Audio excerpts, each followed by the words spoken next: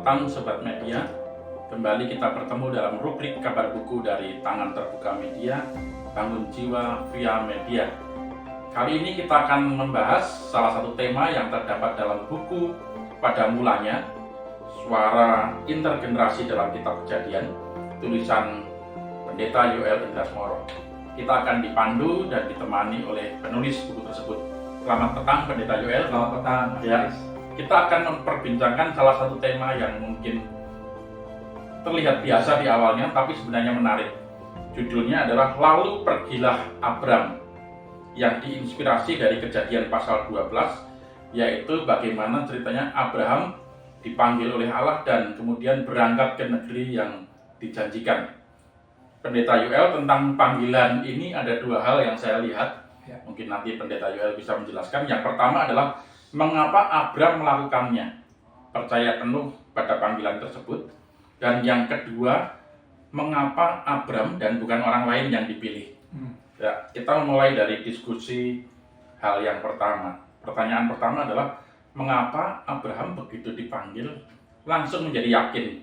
Ini kan masalah bukan yang sepele ya, yaitu berangkat merantau ke negeri yang jauh, ke negeri yang belum pernah dia kunjungi, meninggalkan zona nyaman dan sekaligus meyakini bahwa ada harapan yang lebih baik di tanah yang baru. Tidak semua orang berani untuk menempuh jalan yang seperti ini, ya. Jalan yang dipilih Abraham. Orang Jawa punya pepatah, mangan ora mangan, sing penting ngumpul. Kalau bisa nggak usah jauh-jauh, susah senang berkumpul bersama. Bagaimana pandangan Pendeta Yoel terkait hal ini? Kemungkinan besar ya. Jadi, saya juga belum konfirmasi dengan Bapak Abraham. Kemungkinan besar memang dia sendiri bergumul dengan hidupnya. Beliau sudah usia 75 tahun ketika panggilan itu datang. Nama beliau itu Abram, artinya Bapak yang Agung. Bapak yang Agung. Hanya persoalannya kan Sarai, istrinya, permaisurinya mandul. Jadi dia dipanggil Allah, Allah memanggil dia ke negeri yang tidak dijanjikannya. Tapi yang menarik adalah kalimat Allah, aku akan menjadikan keturunanmu itu besar, bangsa yang besar. Padahal di satu sisi sebetulnya hampir tidak ada alasan untuk tetap ada di situ karena Sarah mandul. Tetapi kalau dia pergi, kemungkinan janji itu terjadi, gitu kan? Kalau Abraham tidak pergi, ya bisa saja dia melahirkan. Tapi kan 75 tahun belum punya anak. Jadi saya melihat ketika Abraham dipanggil, dia langsung percaya karena dia merasa ada harapan, ada perubahan. Jadi dia akan menjadi bangsa yang besar. Dan memang cara pemanggilannya kita tidak diperlihatkan apakah itu ada dalam diri Abraham sendiri yang merasa dipanggil gitu ya. Tapi yang menarik adalah ya akhirnya dia pergi gitu ya. Dia pergi karena itu tadi menjadi bangsa yang besar. Dan bukankah itu cita-citanya selama ini? Namanya Abraham, Bapak yang Agung. Tapi anak kagak punya, itu dia persoalan gitu kan. Sampai menjadi kakek, dia belum menjadi bapak yang agung. Iya, kan bapak, memang Bapak Agung bisa aja sih bapak semua orang, tapi kan dia belum sungguh-sungguh menjadi bapak gitu kan. Dan ada kesempatan bagi dia untuk menjadi bapak dengan keturunannya sendiri. Sehingga ketika dia berangkat bersama Lot, keponakannya, saya duga kemungkinan Abraham juga sedang menyiapkan Lot untuk menjadi ahli warisnya nanti, gitu kan. Jadi, jika plan A tidak terjadi, dia siap dengan plan B. Dengan ahli warisnya, gitu kan. Jadi mungkin itu ya.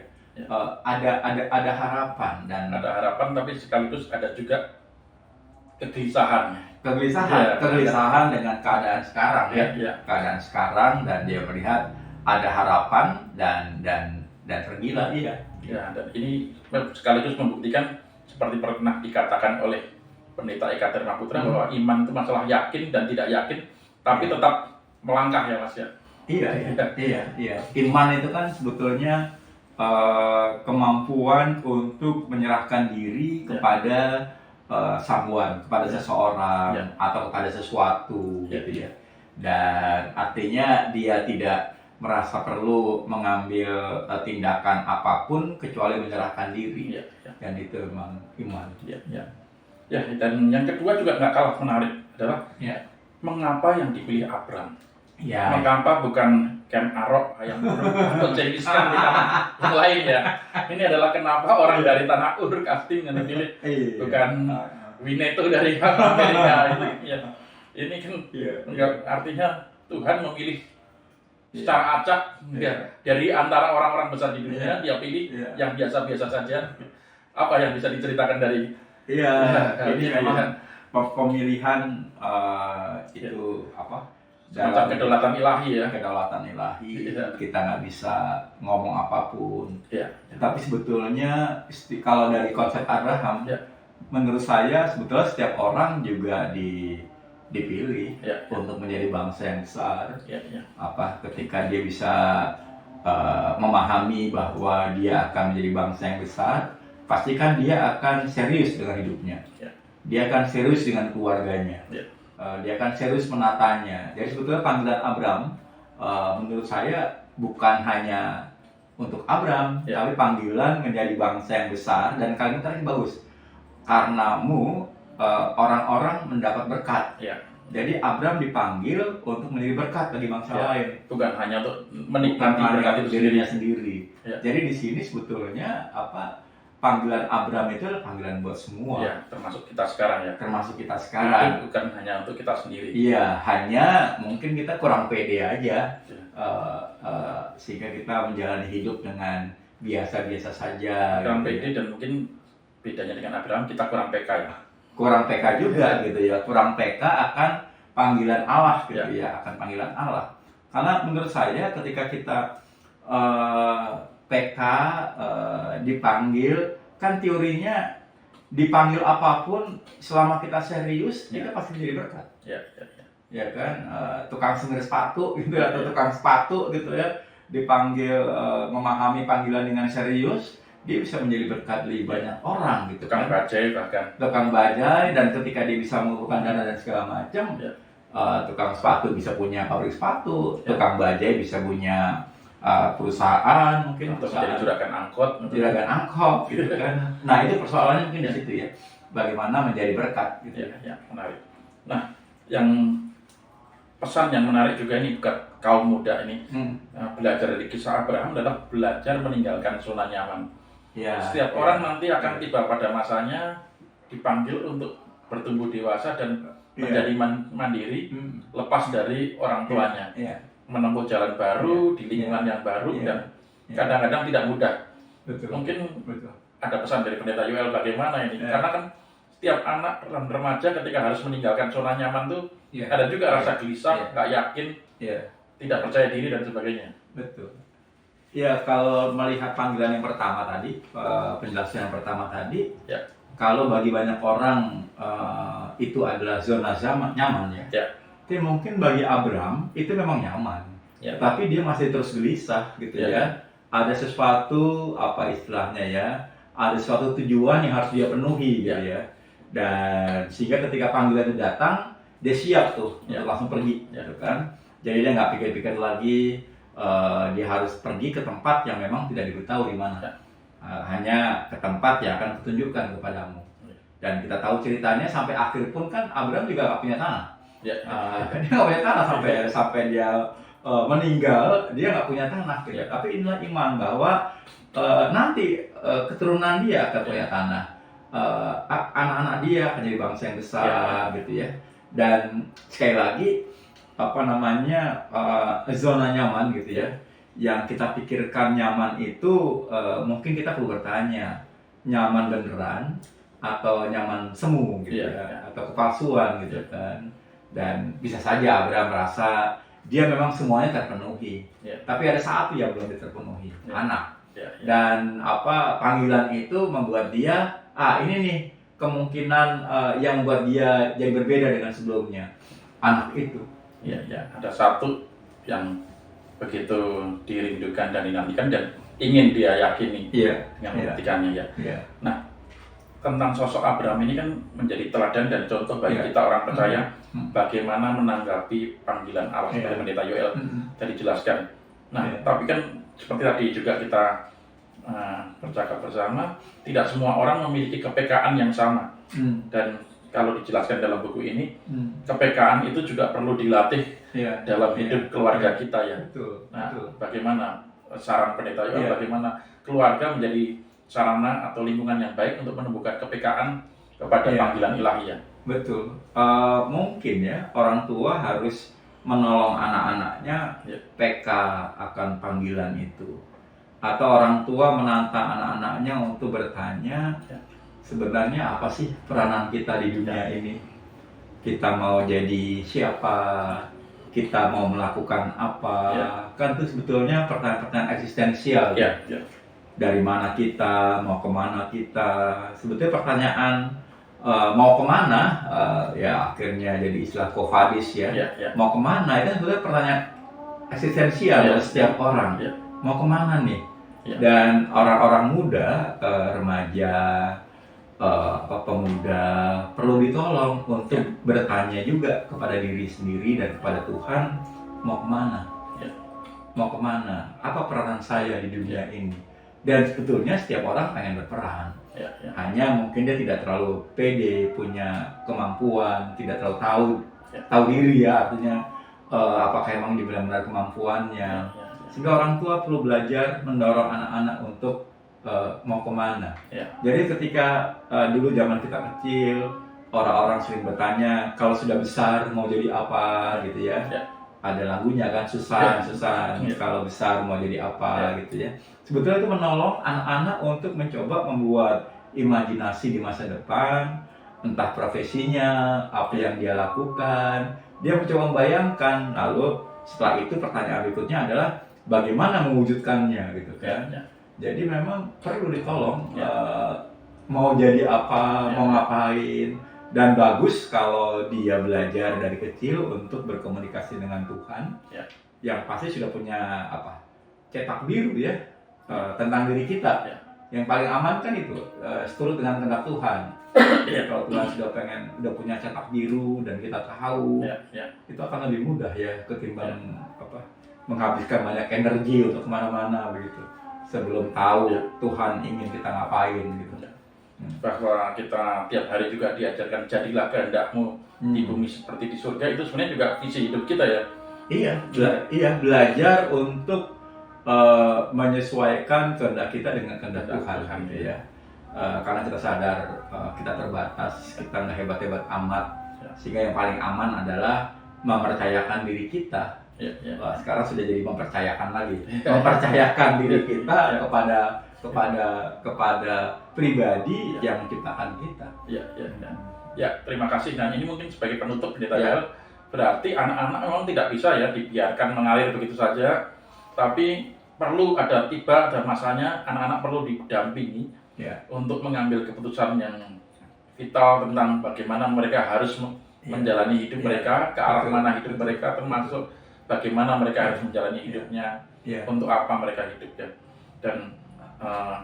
Dan ini pasti menjadi titik krusial bagi tiap orang dan waktunya pasti berbeda-beda ya. Ada yang menemukan panggilannya di masa-masa remaja, ada yang ketika pemuda, ada yang mungkin harus jatuh bangun, ada juga yang datar-datar dan aman gitu ya. Dan Musa dipanggil ketika menjadi pemimpin usia 80 tahun. Ketika dia sudah melampaui 40 tahun di padang gurun. Abraham dipanggil usia 75 tahun gitu ya. Dan sebetulnya kadang-kadang mungkin kita nggak sabar ya. Saya selaku orang tua juga suka nggak sabar. Kapan titik balik ya? Titik balik seseorang atau anak saya untuk tahu saya harus ngapain gitu ya. Saya harus ngapain atau tahu apa perintah Tuhan untuk dikerjakan. Dan menurut saya itu hal yang perlu ditolong ya. Ditolong. Tadi bicara soal air mengalir. Sebetulnya kan ini kan kita ada dalam bandulan nih. Ketika kita hidupnya terlalu terstruktur, ketat, kaku. Ya. Nah, mungkin bagus tuh. Ya sudahlah, seperti air yang mengalir sajalah gitu ya. Jadi kan sebetulnya yang namanya falsafah itu kan menolong kita untuk seimbang. Ya. Jadi falsafah air mengalir, pentare gitu ya. Ya sudahlah, jalani saja hidup. Ya. Itu kan memang cocok untuk menyeimbangkan orang-orang yang semuanya serba teratur, Ya. semuanya serba ada tujuannya, ada serba pokoknya gitu ya. Tetapi ya tentu saja untuk orang-orang yang gayanya semuanya serba mengalir, dia perlu ditolong tuh untuk merumuskan sebetulnya dia mau ngapain. Bagi saya suka sekali dengan idenya Pak Andar bahwa kita perlu perlu hidup di dalam bandulan gitu ya. Jadi supaya kita menjadi pribadi yang seimbang. Jadi teorinya falsafah itu akan mengajak kita untuk memilih ekstrem kiri atau ekstrem kanan. Nah, ketika kita di ekstrem kiri, maka kita harus ditolong untuk menjadi ditolong ekstrem kanan agar kita kembali ke tengah.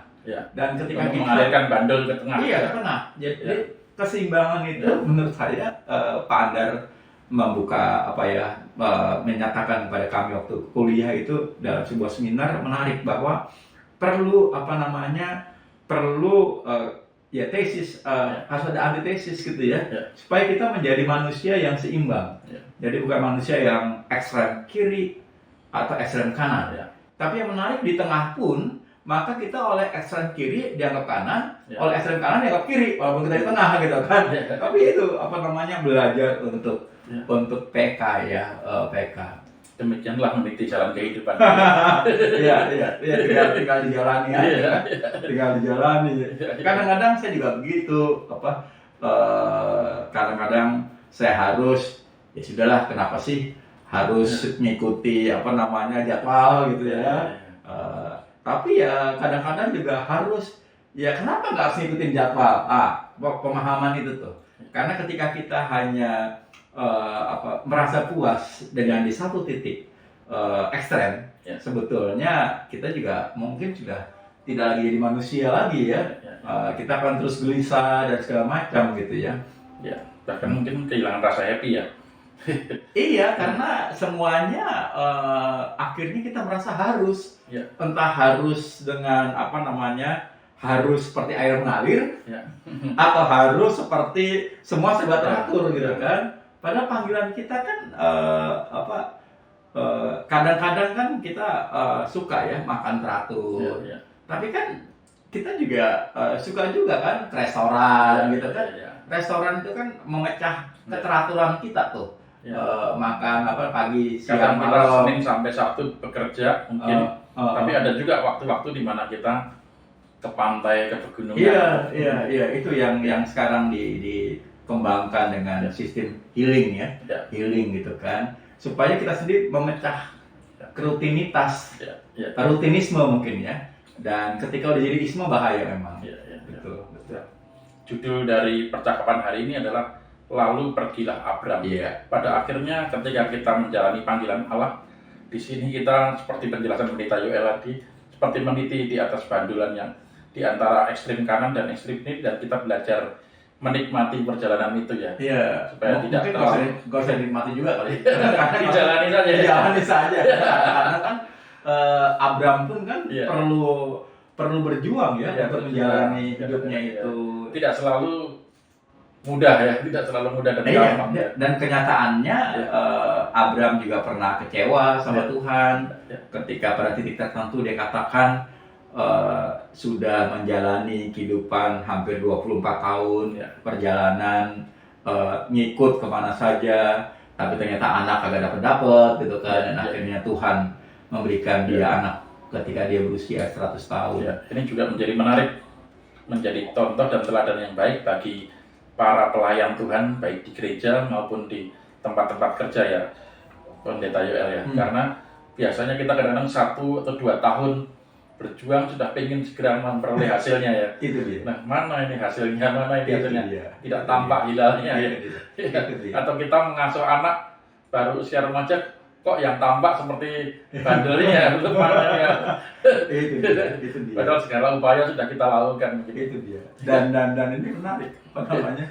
Saya minggu lalu ke GKJ Bangkal, itu dekat Kroya gitu ya. GKJ Bangkal di Kroya, nama sebuah desa. Itu ada, saya berkenalan orang tua yang usia mungkin sudah 84 tahun gitu ya.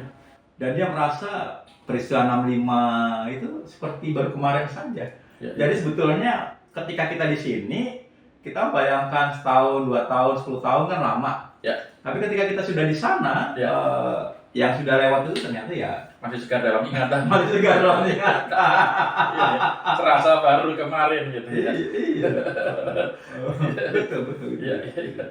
Betul. Ya, terima kasih Pendeta Yoel. Siap. Untuk perbincangan petang hari ini. Kita belajar dari Abraham, bagaimana Abraham dalam segala kegelisahannya, dalam segala keyakinannya, dia yang penting pasrah dan kemudian mengikuti kehendak Allah, pergi, bukan hanya diam. Mungkin dia tidak akan mendapatkan sesuatu yang bisa menjadi berkat kalau dia hanya diam di tempatnya ya. Mungkin lain ceritanya Alkitab kita jika Abraham tidak bergerak dan laju, dan justru Abraham menjadi berkat bagi kita semua karena Abraham peka terhadap panggilan Allah dan bergerak untuk meyakini panggilan tersebut. Terima kasih telah bergabung dengan kami. Semoga tayangan ini membawa manfaat, memberikan inspirasi bagi sobat media semuanya dalam menjalani hidup setiap hari. Bagi yang tertarik untuk mendapatkan atau memiliki buku pada mulanya ini, atau ingin menghadiahkan buku ini untuk sahabat atau keluarga terdekat, dapat menghubungi kami di Tangan Terbuka Media di nomor HP 0821 231 22049. Saya ulangi, 0821 231 22049, atau bisa juga melalui email di tanganterbukamedia@gmail.com. tanganterbukamedia@gmail.com. Dukung terus pelayanan kami dalam membangun jiwa via media, membangun budaya mencintai buku dan literasi. Sampai jumpa dalam tayangan kami berikutnya. Tuhan Yesus memberkati kita semua.